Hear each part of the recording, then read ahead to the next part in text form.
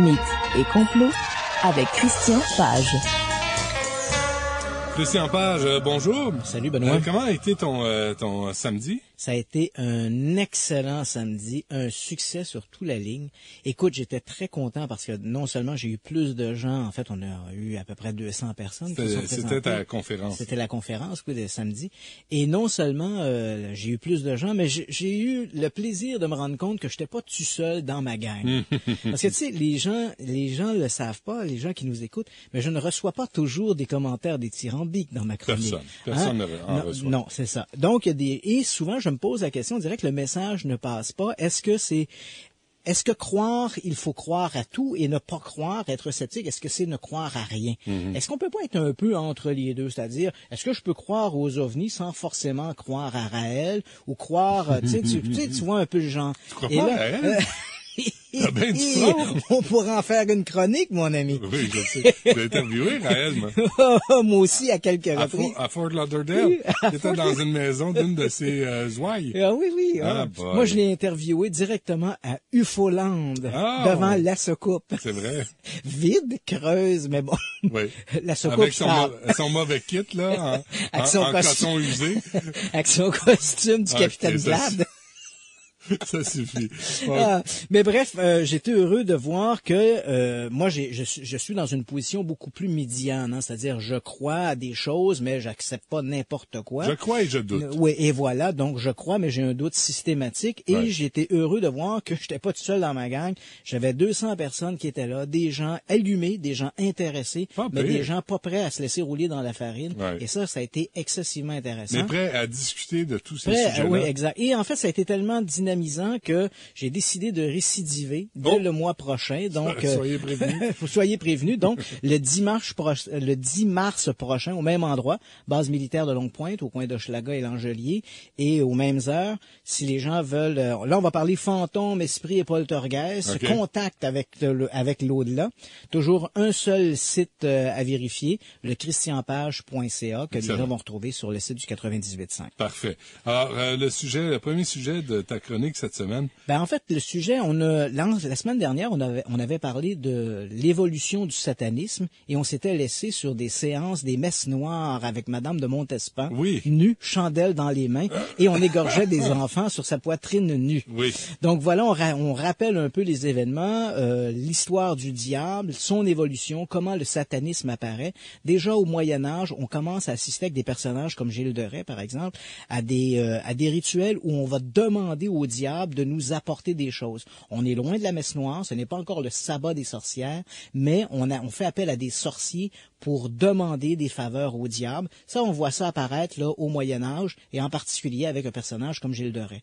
Ensuite arrive la Renaissance et les grandes chasses aux sorcières. On parle de sabbat, donc de fêtes qui sont faites ou avec comme grand inquisiteur de ces fêtes, le diable lui-même. Ce sont des sorcières et on les poursuit. Elles sont évidemment, on essaie aussi de réprimer l'apparition de sociétés matriarcales après la guerre de 100 ans. Donc, tout ça va entrer en ligne de compte et là, on assiste aux chasses aux sorcières. Et puis arrive, dans cette même période, un événement, un incident historique qu'on va appeler l'affaire des poisons. Ça se passe à la cour de Louis XIV.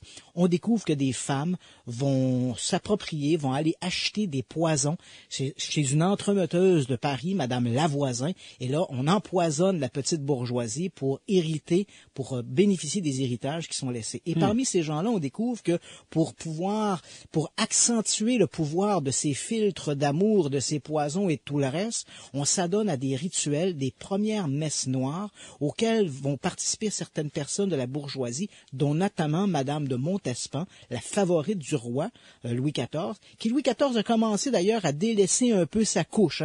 D'ailleurs, Madame de Montespan va faire appel à ses entremetteurs à au moins 2 reprises. Une première fois pour gagner les faveurs du roi, et ça semble plutôt bien fonctionner. Et puis quelques années plus tard, Lorsque Louis XIV commence à délaisser sa couche, elle va retourner voir ces gens-là pour espérer reconquérir le roi. Sa couche dans le sens de lit. Le lit, oui, bien d'accord. sûr. Et à ce moment-là, on parle, il va y avoir un procès, il va y avoir des arrestations, et là, on va apprendre durant le procès, le roi lui-même va ordonner un tribunal spécial qu'on va appeler le tribunal de la Chambre ardente. Ça se tient à Paris, dans le bâtiment qui existe encore aujourd'hui, l'Arsenal à Paris. C'est là-dedans que ça va avoir lieu. Et on va apprendre durant ce procès-là extraordinaire que des gens venaient rencontrer Madame Lavoisin et un prêtre défroqué, l'abbé Guibourg, Étienne Guibourg. Ces gens-là se couchaient nus, servaient d'hôtel, Madame de Montespan était du nombre. On se couchait nus avec des bougies dans les mains, avec tout le rituel.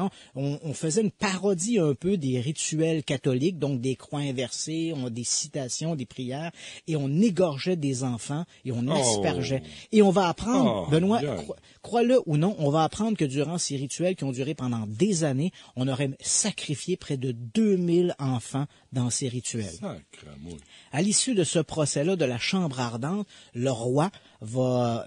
Évidemment, des gens seront accusés, des gens seront exécutés, d'autres seront condamnés à l'exil, et Madame de Montespan devra éventuellement quitter la cour, évidemment. Elle va vivre dans un appartement à Paris. Elle va quand même garder l'amitié du roi, de façon assez curieuse, mais quand même, elle est devenue un peu persona non grata auprès de la cour.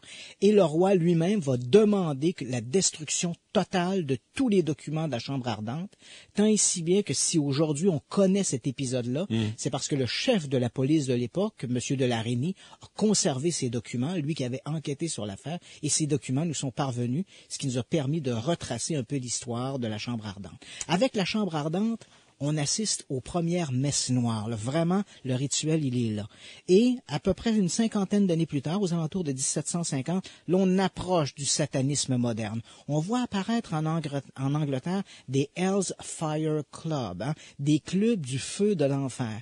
C'est surtout des jeunes qui vont en fait s'adonner drogue, sexe, alcool, boissons, etc.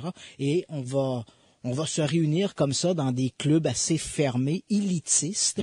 Et là, on parodie encore les rituels de la religion catholique. Mais il n'y a pas réellement un diable. On commence à voir ici, on éclipse le diable. C'est plutôt des réunions élitistes. On est, nous, le diable, on est pervers, et adonnons-nous à des plaisirs charnels. Et là, ces gens-là, eux-mêmes, les hommes s'appellent les prêtres, les femmes se font nommer les nonnes, ce sont surtout des prostituées, d'ailleurs, et ces gens-là se livrent à des orgies, sexe, alcool, bouffe et tout le reste. C'est très laid, tout ça. C'est les Hell's Fire Club. Et là, déjà, là, avec la mise en place des Hell's Fire Club, on voit lentement le personnage du diable, l'anthropomorphisme du diable, qui est mis de côté pour être remplacé par la perversion humaine. Il devient le symbolisme de la perversion humaine. Là, on est dans l'antichambre du satanisme moderne, et ce satanisme moderne, il va finalement apparaître à la toute fin du 19e siècle, début du 20e siècle, par l'avènement d'un personnage, le père du satanisme moderne, Aleister Crowley. Lui, il est connu. Il est très connu. C'est le Elvis du satanisme. Non, c'est pas tout à fait lui, le Elvis du satanisme. Lui, il est plutôt le Bill Haley du satanisme. Et on va en venir, en fait, donc quelques notes biographiques à propos de ce Aleister Crowley. Il est né en octobre 1875. Il va décéder en 1947. C'est un occultisme, un magicien qui s'autoproclame lui-même, d'ailleurs, la bête, le 666. Jeune adulte, il flirte avec diverses sociétés secrètes et occultes, dont la Golden Dawn, les francs-maçons et tout le reste. En 1902, il épouse une jeune veuve de mœurs légères, Rose Kelly, qu'il interprète ou qu'il voit comme étant la prostituée de Babylone. Et avec elle, il va faire des différents voyages. Il voyage beaucoup, l'ami Crowley. Il va se retrouver éventuellement en Égypte, où il va procéder à différents rituels magicaux-mystiques. Pourquoi en Égypte? Parce que, c'est un haut lieu du mysticisme, l'Égypte, les pyramides et tout ça. Et là, Crowley va raconter qu'alors qu'il est en Égypte, il va entrer en contact avec des entités, des divinités égyptiennes qui vont lui dicter, il a une voix, avec Horus, en fait, le dieu à tête de faucon. Et là, dans sa chambre d'hôtel, évidemment, ça donne beaucoup à l'opium, notre ami Crowley. Là. Ça aide. ça aide beaucoup à entendre des voix. Et là, il dit que dans sa chambre d'hôtel, au Caire, venant du coin de la pièce, il entend des voix qui vont lui dicter le Book of Law, le livre de la loi, donc une sorte d'ouvrage philosophique assez indigeste d'ailleurs, où on préconise bien sûr cette vision occulte que l'homme est le diable. Il faut pas chercher à en faire un personnage cornu, on est nous le diable. Et là, ben évidemment, Crowley va établir ça, il va créer une société autour de lui, la Silver Star, qui va en fait se réclamer de ses enseignements. Et puis bon, ben notre bonhomme Crowley, c'est essentiellement un individu qui se livre à ses excès. Il va même gagner à un moment donné la Sicile, où il va acheter un vieil abbaye, en fait une vieille maison en ruine, qu'il va baptiser abbaye de Tolème. Et il va tenir là des rituels. On parle alcool, sexe, boisson, bouffe. Et on parle même des gens qui ont assisté à des rituels, on parle même de bestialité. L'affaire va atteindre de tel niveau que M. Crowley va se faire chasser d'Italie, littéralement à coups de pied dans le derrière, par nul autre que Mussolini. Et pourtant... Monsieur Moral. S'il y a un homme qui ne s'en laisse pas facilement imposer, c'est bien lui. Donc, les milices de Mussolini vont montrer la porte à Crowley, qui va devoir quitter l'Italie. Donc, on le retrouve un peu comme ça, errant à travers le monde. Il voyage beaucoup, Europe, l'Inde, l'Égypte. C'est un freak, là. C'est un freak c'est vraiment un type. De la dope. Ah ouais, absolument. Okay. Et il ne fait que des excès. Il va créer une sorte autour de lui. En fait, il amène une certaine élite. Des groupes qui appartiennent à un certain élite qui n'ont rien d'autre que l'envie d'avoir du plaisir. Ouais. L'image que je pourrais te donner de ce groupe un peu à Aleister Crowley, est-ce que tu as vu le film Eyes Wide Shut avec Tom Cruise? Ouais. Tu vois un peu ce groupe qui se réunit dans cette grande maison masquée pour se livrer à des plaisirs charnels. C'est un peu l'objectif de Crowley. C'est un obsédé du sexe. Tous ses rituels sont orientés vers ça. Et évidemment, pour lui, l'homme est le diable. Et avec ça, ben, évidemment, c'est l'expression de ça qu'il va véhiculer dans ses rituels. Donc, le diable a moins un sens religieux qu'un sens moral et un symbole de la perversion. Ouais, voilà. Donc, en fait, le satanisme moderne, c'est surtout ça. Le personnage du diable est un peu éclipsé au profit de l'homme lui-même, être pervers, qui se livre à ses plaisirs. Okay. Donc, c'est la base que va établir Crowley. Cette base-là, c'est le satanisme moderne. Il y a des gens qui le suivent. Les gens le suivent. Mais ils vont le voir un samedi soir. Oui, ils vont le voir. Ils vont le voir un samedi soir. Mais il faut dire que Crowley, ce qui va jouer contre lui, c'est en fait, Crowley aussi est un homme qui aime beaucoup les médias. Les journaux vont le qualifier à un moment donné de l'homme le plus pervers du monde. Ah oui. Crowley aime bien tous ces qualificatifs. Mais on est à une époque où il n'y a pas encore la radio, il n'y a pas encore en fait, il y a la radio, mais il n'y a pas la télévision, il n'y a pas les grands médias d'information en dehors de la presse écrite. Mm-hmm. Pour pouvoir faire passer le satanisme, ce nouveau satanisme moderne perverti à une étape supérieure, une étape populaire, là, il faut vraiment attendre les années 60 et l'individu qui va devenir le Elvis Presley du satanisme. Ah, c'est lui. Anton LaVey. Donc, Anton LaVey, encore là, quelques notes biographiques. Il naît en avril 1930 à Chicago. Il est décédé le 29 octobre 1997 à San Francisco. C'est assez difficile d'avoir des notes biographiques de Anton LaVey parce que c'est un menteur, un mythomane. Donc, sa biographie autorisée, d'ailleurs, faut le dire, a été écrite par une de ses anciennes compagnes. Donc, évidemment, elle raconte à peu près n'importe quoi. C'est difficile de retrouver des traces de ça. Mais on sait que jeune adulte, ce Anton LaVey va vivre d'expédients. Il va travailler dans des cirques. On dit aussi qu'il aurait été photographe pour la police de San Francisco, même si on ne retrouve aucune trace de ses activités auprès des services de police. Il aurait été organiste dans des bars. Il aurait même eu une aventure avec Marilyn Monroe. Oui. Il a été employé également dans un cirque. Donc, tu vois un peu ce personnage. On est à ce moment-là dans les années 60 et ce Anton LaVey, de son vrai nom d'ailleurs, qui s'appelle Howard Stanton LaVey, c'est lui qui va changer ce nom-là parce qu'il trouve que ça fait plus diabolique. Howard, ouais.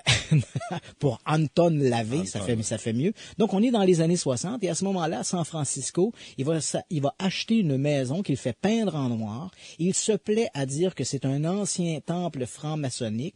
On ne sait pas si c'est vrai, mais bref, les gens aiment bien ça. LaVey aime entretenir ce culte-là. Les gens se réunissent dans cette maison-là. Il faut dire que LaVey s'intéresse beaucoup au paranormal, la parapsychologie, les phénomènes mystérieux. Mm-hmm. Et il tient des soirées d'information dans cette maison. C'est un univers, Rappelle-toi, Benoît, tu dois sûrement te rappeler la fin des années 60. Non, j'avais moi... 8 ans.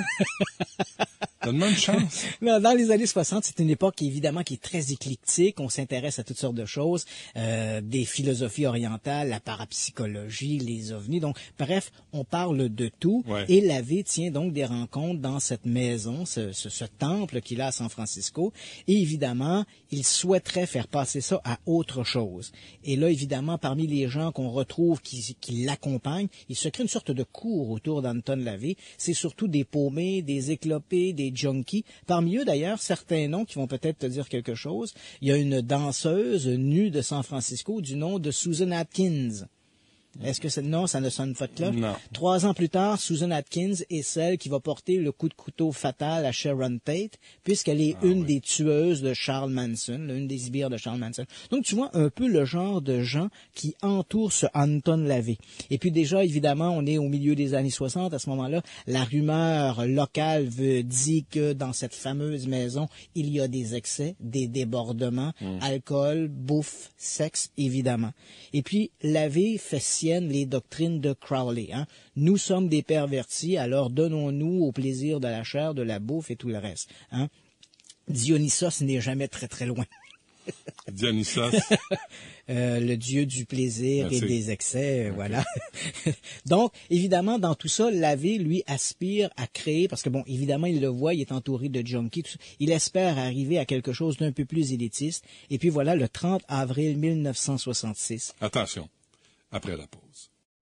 Pour suivre Benoît Dutrisac sur Twitter, twitter.com/Dutrisac. Avec Christian Page. Christian, donc, nous sommes le 30 avril 1966. Oui. Et à ce moment-là, Anton Lavey va fonder l'Église de Satan. Donc, le jour 1 de l'ère satanique avec cette fondation de l'Église de Satan. Première église de ce nom à voir le jour. Dans l'Église de Satan d'Anton Lavey, le diable n'existe pas. Malgré le nom, l'Église de Satan, Satan est absent.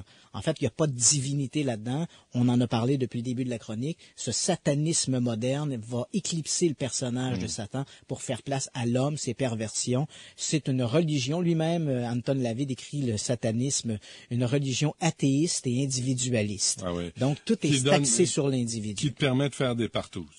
Fais des partouzes. Okay. Fais ce que tu as envie de faire. Okay. Et avec cette création de l'Église de Satan, bien évidemment, les médias... En fait, Anton Lavey va être au satanisme ce que Elvis Presley a été un peu au rock and roll. C'est pas lui qui l'a inventé, c'est quand même lui qui l'a popularisé. Et dans le cas du satanisme, le créateur, c'est Crowley, mais celui qui va le populariser, c'est Anton Lavey. Et en 1969, Lavey va produire ce qui va devenir le livre de chevet de tout bon sataniste qui se respecte. Et je t'en ai emmené une petite copie ici, la Bible satanique. D'ailleurs, une petite anecdote à propos de ça. La Bible satanique est un ouvrage, en fait, beaucoup plus philosophique que religieux. Au moment où Lavey était interviewé par des journalistes de Los Angeles, il dit, un de ces journalistes lui dit, ben écoute, si c'est une religion, où est votre Bible? Hein? Les musulmans ont le Coran, les catholiques ont la Bible et la tienne. Et Lavey se dit, tiens, c'est vrai, ça, j'en ai pas une, m'en faire une. Et il passe rapidement un bon contrat avec la maison Haven Book. Et l'année suivante, donc là on est en 68, et en 69, la Bible satanique sort. Et cet ouvrage-là est vendu aujourd'hui à des millions d'exemplaires. Tout bon sataniste doit avoir la Bible satanique d'Anton Lavey dans ses favoris et sur sa table de chevet. Et il y a même un chapitre sur le satanic sex. Ah ouais, absolument, ça va de soi. Free Donc, love. avec Anton Lavey, le satanisme moderne a pris son envol. Il va y avoir une autre église satanique qui va voir le jour quelques années après par un dissident d'ailleurs de l'église d'Anton Lavey, le lieutenant-colonel Michael Aquino. Cette église va s'appeler Temple de Seth, mais ce sont les deux seules grandes églises qui existent aujourd'hui là, sur le satanisme. Jusqu'aux années 80, ce satanisme réorganisé est assez en veilleuse. Quelques épisodes, comme par exemple les meurtres de Charles Manson, vont ramener un peu cette idée du satanisme sur le devant de la scène, mais ça reste un peu en veilleuse jusqu'en 1980. Et en 1980, donc, on a la poudre, on a les allumettes, il ne reste plus qu'à allumer le feu. Et allumer le feu, c'est un ouvrage canadien qui va le faire, je te l'ai amené. Ça s'appelle Michelle Remembers. Ah, ben, Probablement l'ouvrage le plus dévastateur des années 80. Dans cet ouvrage-là, une femme, rapidement l'histoire, Michelle Smith, une femme qui vit à Victoria, sur l'île de Vancouver, a des problèmes de comportement. Elle rencontre un médecin, un psychiatre, le Dr. Lawrence Pazder, qu'elle va épouser d'ailleurs quelques années plus tard. Donc là, ici, on a déjà un petit problème d'éthique. Et là, Lawrence Pazder, pour essayer d'aborder ces problèmes de comportement de Madame Smith, va l'amener dans une régression hypnotique. Et sous hypnose, Madame Smith va raconter que lorsqu'elle était enfant, des souvenirs occultés, lorsqu'elle était enfant, elle aurait été agressée, violée, manipulée dans des sectes sataniques auxquelles participaient ses propres parents. Donc, elle raconte tout ça avec force de détails. Et le livre est publié en 1980 et il devient très rapidement un best-seller. Les gens lisent et immédiatement après la publication du livre, d'autres gens vont sortir du placard. Hein. Ils ont lu Michelle Remembers, ils sortent du placard en faisant leur les expériences de Michelle Smith, en disant « Ah, moi aussi, quand j'étais enfant, j'ai vécu ce genre de traumatisme. » Ces gens-là se font mettre sous hypnose par des amis, des voisins, des psychothérapeutes qui se sont un peu comment je pourrais dire, improvisés, psychothérapeutes, et là on fait ressortir tous ces souvenirs occultés de gens manipulés par des sectes.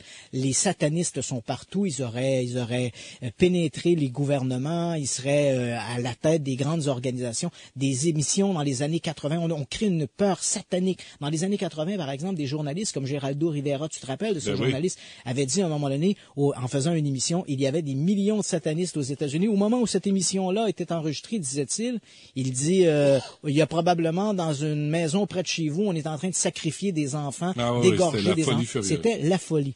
En fait, ça a pris une telle proportion, cette peur satanique, qu'à la fin des années 80, le FBI a été chargé d'enquêter là-dessus.